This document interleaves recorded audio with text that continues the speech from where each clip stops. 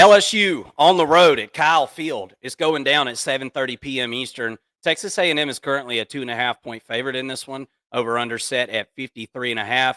We like to throw those betting numbers out there, folks. If you're somebody who likes to bet on college football like we do, come join us on Thursday. We'll probably have some plays on this game, but Thursdays we give our best bets against the spread, and that's our weekly betting show. So come and join us. This will be one that we talk about on Thursday as well, I'm sure. Um, Look, here's the biggest matchup for me in this football game: is LSU's defensive front going to be able to match up with this Texas A&M offensive front? That's really, in my opinion, where this game is either won or lost for LSU slash Texas A&M. Um, let's start with the LSU offense this season. I think everybody in the world kind of expected LSU to take a step down from last season. You lose your Heisman winning quarterback, goes off to the NFL. He's doing really awesome things in the NFL. And he wasn't just the quarterback of this team, he was the leading rusher of this team as well. He was the leader of the offense, he was the leader of the football team. So there was a lot of things that needed to be replaced. Offensive coordinator, Cortez Hankton and Sloan there, um, Joe Sloan are co-offensive coordinators, and it was a little bit of a rocky start. And I think maybe some of it had to do with our perception of the team before the season started, but it was a little bit of a rocky start. And I feel like Garrett Nussmeier has really cemented himself as one of the leaders of this offense. It's been an offense that's really found themselves through the air. Uh, awesome wide receiver group. Kyron Lacey. Eventually, I guess Chris Hilton is going to be back. I don't know when that is. It kind of a funky injury for him, but those were supposed to be kind of your 1A, 2A guys there. But you've had a ton of young guys step up in their absence. This is not only a really good top end wide receiver room. This is a really deep wide receiver room, something we really didn't, I don't think we really knew in the offseason, right? Anderson, namely, has been really good. And of course, Mason Taylor at the tight end position really helps out a lot in the passing game. But as you can see from the numbers on your screen here, pass plays of 20 plus, pass plays of 30 plus, specifically 20 plus, 14th in the nation, 30 plays of 20 plus yards through the air this season. But what's really been impressive about this offense over the last, I'd say the last couple of games, was being able to find their footing a little bit running the football. And I think that's the last ingredient for this offense to go from being really good to being elite. If this team can figure out a way to run the football effectively, efficiently, I don't think they're ever going to run the football 40 or 50 times a game. I don't think that's this offense. But if they can figure out a way to do it effectively and efficiently, like they've done over the last couple of games with Durham, watch out, because I think this is certainly one of the best offenses in the country. And we'd be remiss if we didn't mention the fact that the offensive line has been solid as a rock, right? What do you think about this LSU offense so far this season? Mike Denbrock obviously leaves out, like I said. You lose a Heisman winning quarterback, and really, for all intents and purposes, you kind of just picked up where they left off last year. And I think this group's getting even a little more momentum as the season goes on. Yeah, absolutely. I mean, I think it's fair to say there's been a little bit of a drop off from last season with Jaden Daniels, Brian Thomas, and Malik Neighbors. I mean, those three were not generational, but to have those three pieces on the same team, it really reminded you of the 2019 LSU offense and what that team was able to do offensively. Now they got the defense to kind of match or at least play complementary to the offense. So that's what makes LSU so scary right now. I mean, offensively, I think you really have to look at the job that Coach Sloan has done for this team, because to be able to keep LSU as elite as they are on offense, considering the pieces that they lost, is really impressive. And part of that comes with the offensive line as well. They are better on the O line than they were last season. They have more continuity, more experience, but also. I mean, I think schematically they have to be doing a phenomenal job. Just considering, like I said, you lost to, very talented wide receivers and a quarterback that could get them the football almost at will. So I'm really impressed with this offense. I do think that they have kind of surprised. I think some people not that we came in thinking the LSU offense is about to be broken because they lost a few key players or anything like that, but considering what they did lose, considering where they're at right now, I think that this is one of the best offenses in the SEC, and one that every team in the SEC has to be on notice about because, like you said, they've now figured out the run game. And I would say that they're a better running football team than they were last year, absent a very good running quarterback. And that's an even scarier situation for teams who are facing LSU, namely Texas A&M this week. Yeah, absolutely. Let's talk about the defense here for a minute and talk about a group that's really come into their own as the seasons went on. Everybody knows at this point Blake Baker comes over from Missouri in the offseason, and he was taking over a defense that's just was one of the worst in the country last season. I mean, you'd be hard pressed to find a stat last year that LSU was in the top 70 or 80 on defense. I mean, it was literally that bad. It was a generationally bad defense for LSU. And it's been a slow burn, as you would expect, with a new defensive coordinator taking over, a new sheriff in town. It's been a little bit of a slow burn. We started off the season, against USC, but you could see some improvement right off the bat. I thought, you know, keeping teams out of the end zone was kind of the first step. It felt like early this season. Um, Bend don't break. Lots of yards given up, but being able to kind of limit some points. Now we're starting to see this defense actually be able to stand up and get some 3 and outs, get some turnovers. I mean, this is really starting to become something for LSU, and you can see some of the stats. The pass defense is I think typically the last thing to come along, and I think LSU has done a good job, kind of trying to mask some of those issues on the back end with the front end. They've gotten a ton of sacks this season, 24 sacks game this year. That's seventh in the country, and that is goes a long way in supplementing help in the back end with that secondary not having to cover as long. But pretty much every other stat you want to look at is just night and day different and better than what it was last year. And these are a lot of the same players. It's not a bunch of, they didn't go to the transfer portal and get 11 new defensive players or something. I mean, it's a lot of the same guys. And oh, not to mention one of your best players from last year is out. And Weeks, they're pictured on your screen, number 40, has really, really stepped up. And I'm just really impressed with this LSU defense. I think the front seven, and we're going to talk about the offense that they'll be going against here in just a second, but I think the front seven is really going to make or break this football game. Texas A&M has ran the ball very successfully. They ran it efficiently.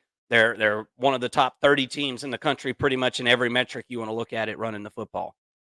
How is the LSU front seven going to match up with that? We watched them with Arkansas last week, and I thought LSU did a really good job, a better job than what I thought they would. And honestly, that game last week, if you want to go and look at it, that was a defensive football game for LSU.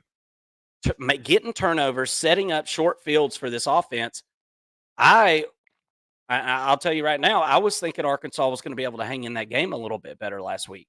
I certainly did, and I thought it was going to be because Arkansas was able to run the football at least somewhat successfully to sustain drives, and this LSU defense again stepped up another notch.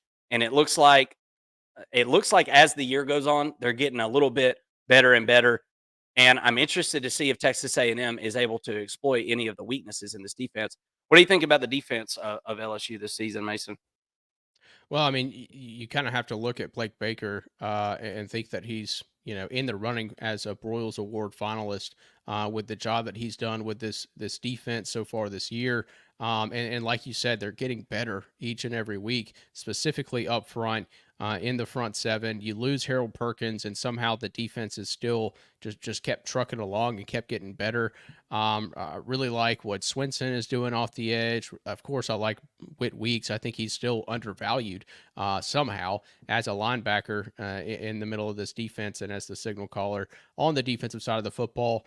But I think the big story here for the LSU defense and the reason they've gotten so much better and really look more like an LSU defense that we're used to seeing is because of the guys on the front.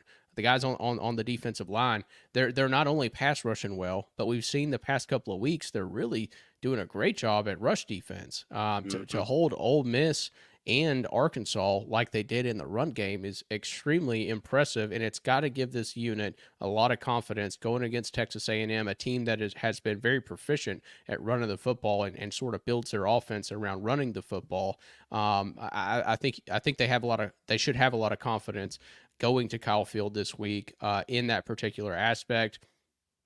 On the back end of the defense, I do still have some questions, but when the front of the defense is doing what they're doing right now, I mean, you're giving the secondary such a break that all the secondary has to do is kind of just keep the ball in front of them, right?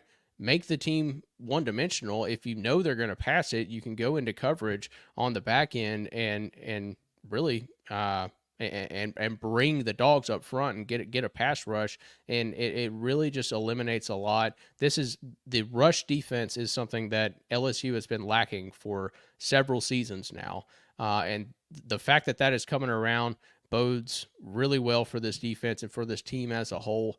I think that this was the missing ingredient for LSU, similar to what we saw from Ohio State in 2022. They go out and get Jim Knowles, and it completely redefines the entire team because the defense is now playing at a similar level to the offense. And that's what makes LSU so scary. That's why they've got on this hot streak, is because the defense gets better week after week. I'm excited to see what they do this week against Texas A&M. Yeah, and as we talked about there at the top of the segment here, these two teams are in first place for the SEC. I mean, both losses for each team. Each team's, of course, got one loss at this point. Are out of conference, and look at the schedule going forward for LSU. You've got Texas A&M on the road. This is a huge test. Obviously, Texas A&M is favored in this game, but then you host Alabama. I mean, and just from a 30,000-foot view, not really going deep on that game. I mean, you got to feel pretty good about that game with what you've seen from Alabama, especially being at home. Right? LSU has played amazing at home ever since Brian Kelly has been the coach, and really ever since that I can remember. To be honest with you, I don't think that's a Brian Kelly thing. I think that's just an LSU thing. Um, but then you've got Florida on the road, you've got Vanderbilt at home, and then you've got Oklahoma at home. I mean, LSU's going to smash Oklahoma for sure. Um, I can't see Vanderbilt being able to beat LSU, even though this is the best Vandy team we've seen in 10 years or however whatever unit of metric of time you want to use. Really, this is it. This is kind of last call. And Mason, I mean, we're going to kind of do our predictions here at the end, but I think LSU's got the inside track here to the SEC championship as it looks right now. They got to get over this big hurdle this weekend, and it may be in the bag. Well, and just while you got the schedule up, I want to point out this run of 4 games that they have here in the middle of the schedule: Ole Miss, Arkansas, Texas A&M, and Alabama. What a gauntlet! Like, Mhm. I don't think we knew Arkansas would be quite this good as a team. They're playing really good on defense. Bobby Petrino has completely elevated the offense, as well as Taylor Green and Jaquin Jackson. They're playing really well, but I'm the only concern I have for LSU in this football game is the fact that they're going to Kyle Field, and the fact that Mhm. it's coming off of 2 weeks straight of pretty emotional games, pretty big games that they had to get up for. Can they do it again? Now, next week they get a bye. So you get a bye before Alabama. I think that's a huge advantage. Well, I mean, both teams have a bye, so it's an advantage for Right. both teams. But because of the fact that LSU has been through really, it'll be at that point 3 weeks in a row of tough football games. And the fact that this defense is getting better week over week.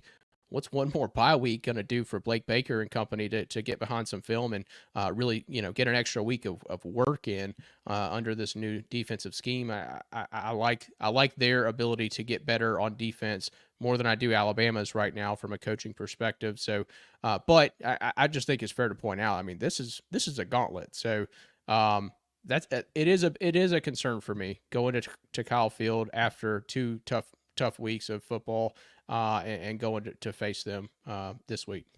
And we're going to look at Texas A&M now, and after we look at offense and defense, we'll look at their schedule and we'll kind of compare the two, because I think that's where we're at in the season, guys. I mean, if you're looking at who's got the inside track or whatnot to go to an SEC championship or any conference championship, really, you got to start looking at the schedules. Who do you got left? And that is going to tell us a lot, I think.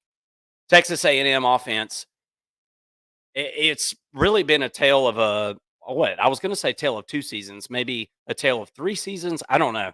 It started off looking really really rough, and then it looked really rough, kind of in between, maybe even worse, right? And then we kind of get to the Missouri game this year, and I mean, it was just like, whoa, whoa! Like we knew Texas A&M could run the football, but then Connor Wegman came back and really brought a whole nother element to this offense, at least in that game.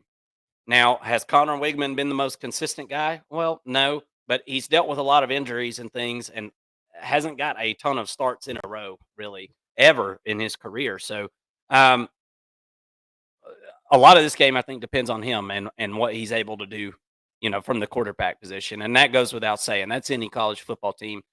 So, just kind of off the top, Connor Wegman's going to have to be the Connor Wegman that we saw in the Missouri game if Texas A&M is going to win and cover here, in my opinion. Now, as we've said, it's been a running football game. Team. It's been a run to set up the pass approach. You can see some of the numbers there on your screen.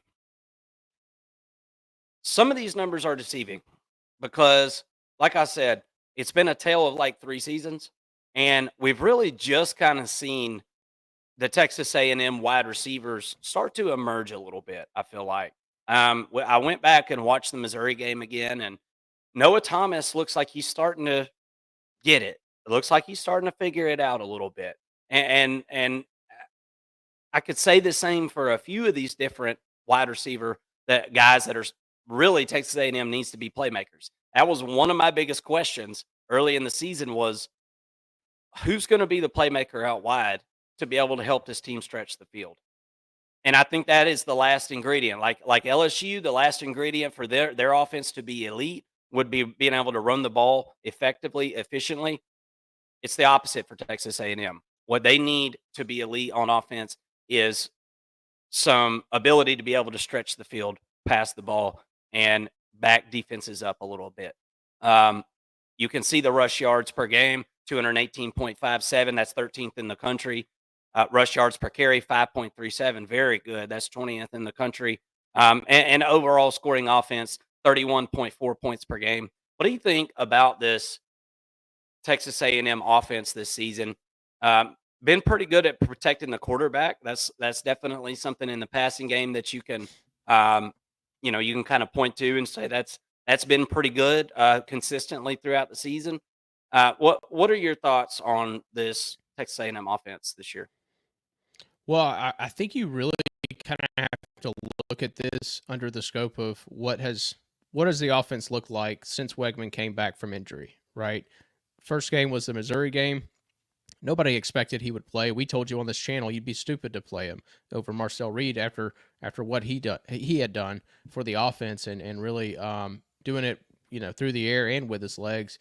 I thought that Marcel Reed was probably the guy. And then Wegman shows up against Missouri, goes for 276 through the air, and it seemed like things were really easy for him in that football game against a Missouri team that's actually been pretty good at least stopping the run, on defense. But Le'Veon Moss also went off in that game for 138 yards. That's a season high for him. But then you look at Okay, so Wegman had 276 yards, but he was spraying. I mean, he was hitting all those receivers that you mentioned, um, and really just spreading the wealth through the air. Terry Bussey was the leading receiver that week, and he had 76 yards. Mhm.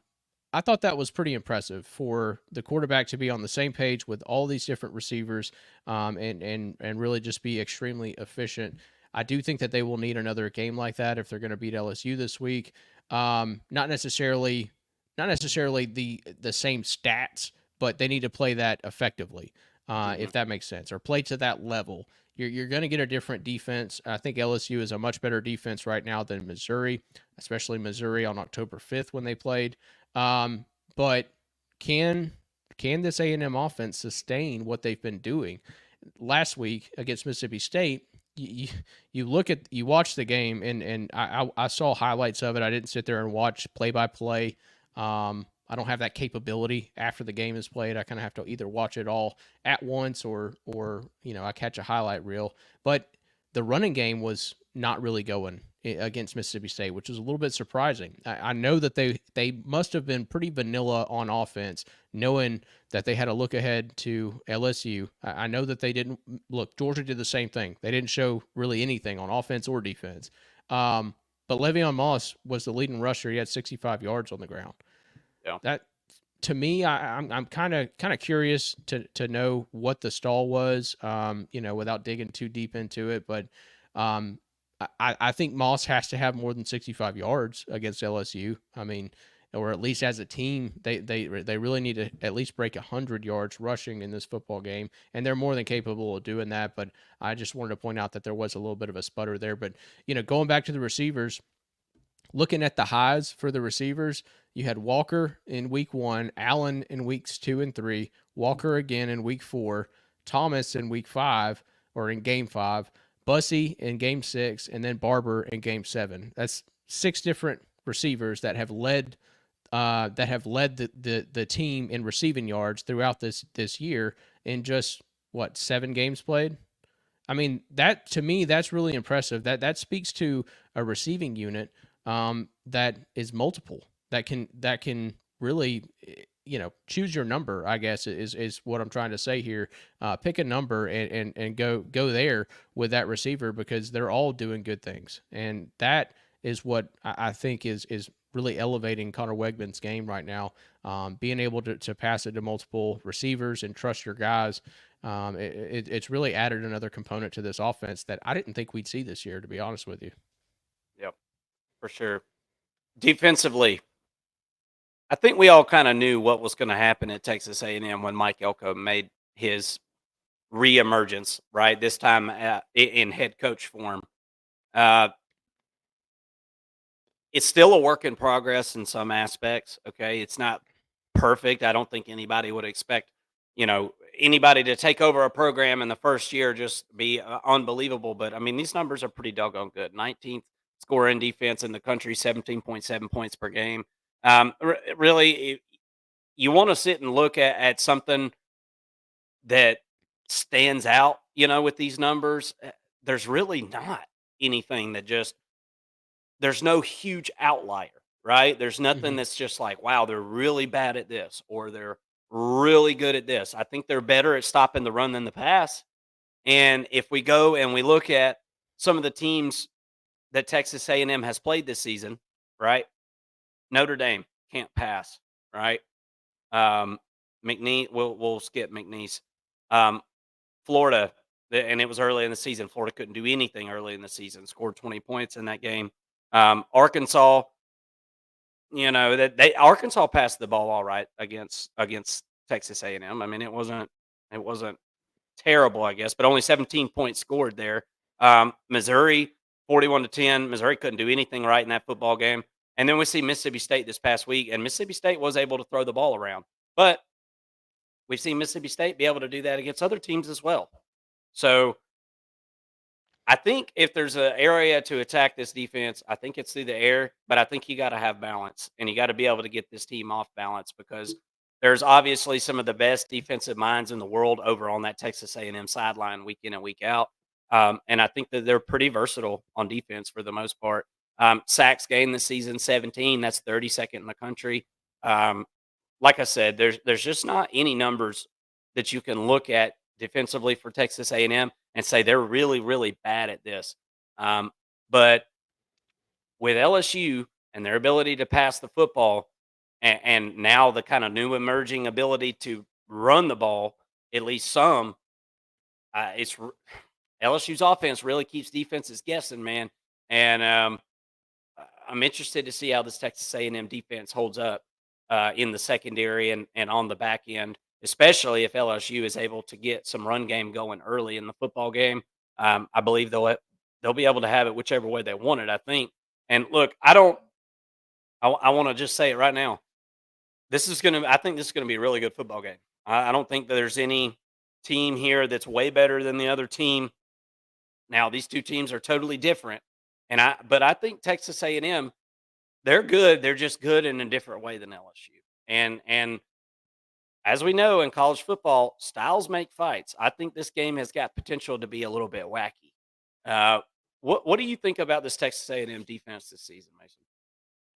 Yeah, they've been really good. They've been what I anticipated Mike Elko defense being just in year one, right? Just Yeah. with the dudes that were already on this roster, they obviously lost a bunch to the transfer portal, lost some key players along the defensive line. The fact that they're playing as good as they are on the front after losing Walter Nolan and LT Overton, I think speaks a lot to this defensive personnel and the coaching staff and how they've been able to prepare these guys. But Nick Scorton's an absolute stud. Having him, I think just really elevates this front. He's able to do a lot of different things. Excuse me, rushing the passer. He plays contain really well on the edge. He's an absolute stud, and really the whole front seven has been playing extremely well. Has been playing together a ton. And my biggest question though, they've given up the most points that they've given up is 24 points, and that was to Mississippi State, a game again where I don't think Texas A&M was just sending their best blitz packages and all that. That they probably had a very vanilla game plan going into that on offense and defense, but specifically on the defensive side, I think that they played very vanilla in that game, but they did give up 24 points. Can This is the best offense that they faced all year in LSU, Yep. by far. Can they hold LSU to 24? Because I think that holding them or anything under 30, I think is the path to victory. Are they going to be able to hold LSU under 30? Because if you get into a shootout, I'm favoring LSU on another fourth quarter drive at the end of the football game and Garrett Nussmeier to win that football game.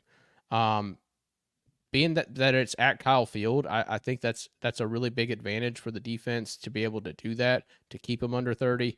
But home field advantage is only going to get you so far.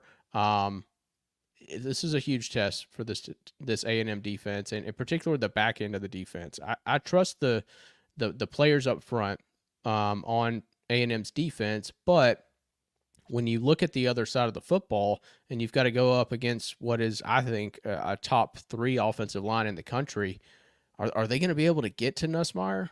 That's a big question to me. I mean, they've done a good job of pass rush so far this season, but they haven't faced an offensive line like this. Not even close. I mean, Notre Dame at the beginning of the year had 3 new offensive line starters. Arkansas's been good. Missouri's not great. They're decent, I guess. They haven't faced an offensive line like this at all. So Right. how does that affect the whole defensive game plan? And how does that, what type of pressure does that put on the back end of the defense? That's a big question for me in this game, and I think that the LSU offense has a bit of an advantage in that sense against the defense for Texas A&M. Well, you can see it there on your screen, folks. There is the 2024 schedule for Texas A&M. Um, you got this LSU game here, and let me see, 2, 4, 6, 8, 10, 12. I hope I did this right. I hope this is the right schedule. But anyway, yeah, because you'll have a week off next week. New Mexico State. I feel like is there a game missing on here? 2, No, that's right. 4, 6. Okay, that's right. New Mexico State and Texas. after the LSU game here. Gosh, it's hard to believe we're this far into the season, guys. I mean, I sit there and look at it, I'm like, what, 3 games left? That can't be. Uh, well, so after the LSU game, they got Oh, South I'm reading them out Carolina, of New order. Mexico I'm State, sorry. Auburn, and then Texas. So the There's the schedule looks a confusion. little weird, but yeah. There's the confusion. I didn't make this graphic. I Don't stole it. don't take games away from me, Mark. Don't do Sheesh. it. Well, it was scaring me. I'm like, damn, the season can't be this close. Okay. So we've got LSU, then you've got South Carolina on the road, New Mexico State at home. Obviously, that's a win. Auburn on the road. That's going to be a win, no doubt. And then you've got Texas at home. So, again, this is a team that's tied for first place in the SEC. That's a pretty doggone easy schedule the rest of the way, minus the Texas game, obviously. Um, but the rest of the way seems like smooth sailing, man. I mean, South Carolina's got a defense. There's no doubt about that. But they don't have much of an offense. I don't give them much chance to score a ton on this A&M defense. Auburn is just, I mean, they shoot themselves in the foot like they, just every single game. They couldn't even beat Oklahoma. So I don't know, man. This schedule sets up pretty good if they can figure out a way to win this one, in which they're favored. They're favored in this football game. So you'd have to say that things are setting up really good for Texas A&M for that big matchup that they'll get to host against the Longhorns at the end of the season. What do you think about the remainder of this schedule, man?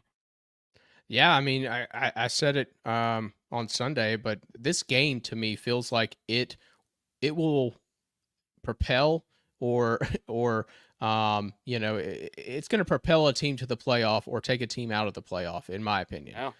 Um, I think that if Texas A&M wins this football game, which in the preseason I had Texas A&M winning every football game outside of Notre Dame and Texas, right?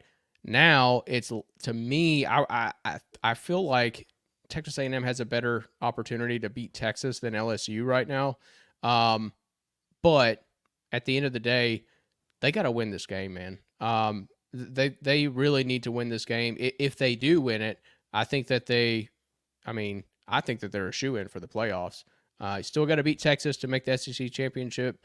If you lose that game and Texas wins out, the remaining games that they have, then Texas will have that head to head against A&M, and they would be in the SEC championship playing, presumably Georgia, but we never know.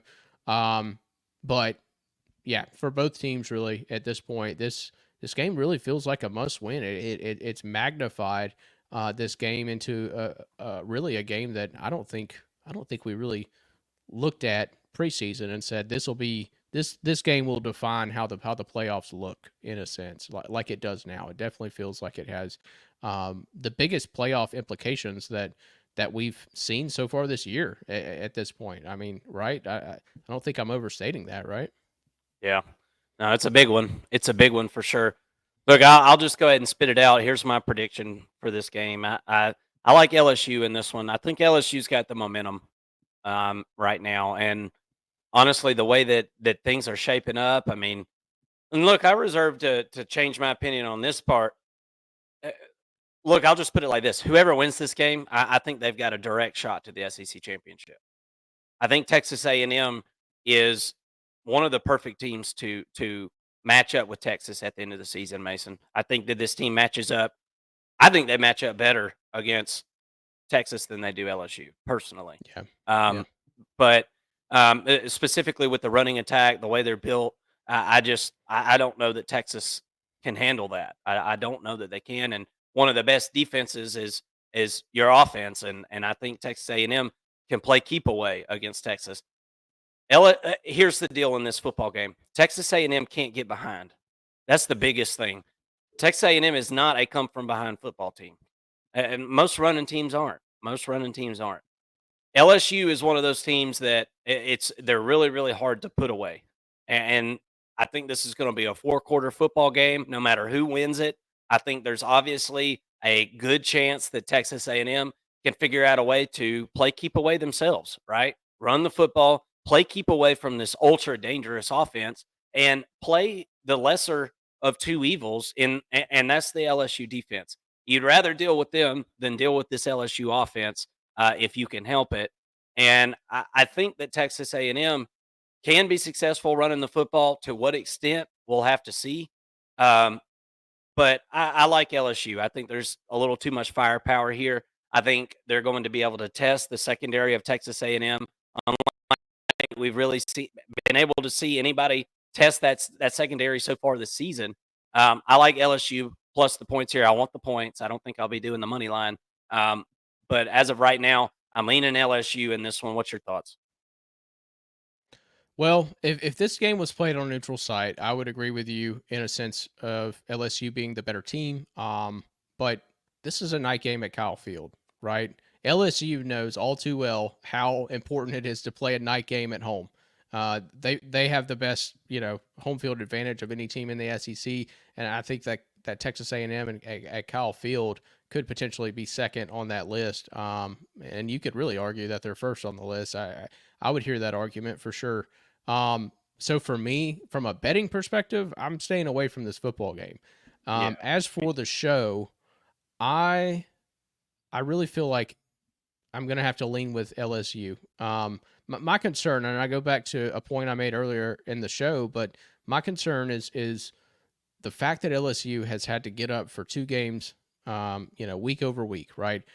Now that can help you in a sense that it builds the confidence, it builds some momentum for this football program, but that's exhausting. I mean, the middle of the schedule has got to be exhausting or feel exhausting for this LSU team. And each week that you do that, you're going out there putting stuff on film for the other team to look and pick apart and get an idea of what you're going to do on both sides of the football. Well, Texas A&M didn't have to do that at least last week, not against Mississippi State.